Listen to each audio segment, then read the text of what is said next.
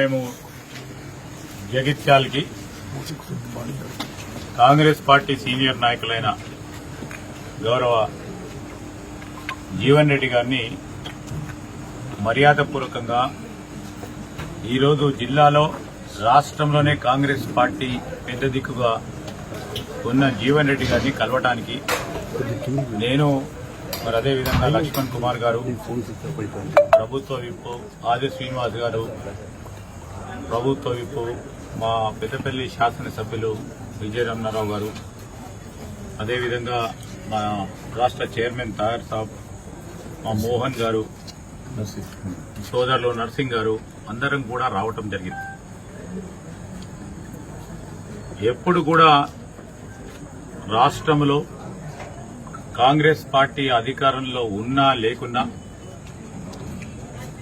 ఈరోజు కార్యకర్తల పక్షాన కాంగ్రెస్ పార్టీ నిలబెట్టాలని వారు చూపెట్టిన అనేక సందర్భాల్లో వారి బాటల్లో నడవడానికి మేమందరం కూడా ప్రయత్నం చేస్తూ ఉంటాం. ఈరోజు కాంగ్రెస్ పార్టీకి సంబంధించి అనేక సందర్భాల్లో కూడా వారు పెద్దలు జీవన్ రెడ్డి గారు శాసన మండలిలో గాని, ఈనాడు ఈ జిల్లాకు సంబంధించి గాని రాష్ట్రంలో గత 10 సంవత్సరాలు పూర్తి స్థాయిలో ప్రజల పక్షాన్ని నిలబడ్డ వ్యక్తి. మొన్న పార్లమెంట్లో కూడా చాలా కాంగ్రెస్ పార్టీ పక్షాన మరి ఆ సీట్లో పార్టీ నిర్ణయం చేసి నిలబెట్టాలని ఆలోచన చేసినప్పుడు పార్టీ ఆదేశానుసారం ఆనాడు 2007లో 2008లో పార్లమెంటు స్థానానికి కఠినమైన పరిస్థితుల్లో సమయంలో కాంగ్రెస్ పార్టీ పక్షాన పార్లమెంటు సభ్యులుగా నిలబడ్డారు. అదేవిధంగా ఈరోజు కూడా మొన్న పార్లమెంట్ సంబంధించి కూడా అక్కడున్న పరిస్థితులను తెలిసి కూడా ఈరోజు కాంగ్రెస్ పార్టీని నిలబెట్టాలి అని వారు ముందుకొచ్చి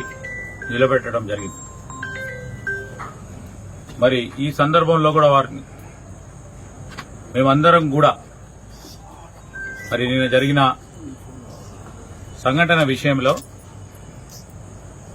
పెద్దలు జీవన్ రెడ్డి గారు మనస్తాపానికి గురైనారని మాకు తెలియగానే మేమందరం కూడా వచ్చి మీరు తప్పకుండా కాంగ్రెస్ పార్టీ పక్షాన రాబోయే కాలంలో కూడా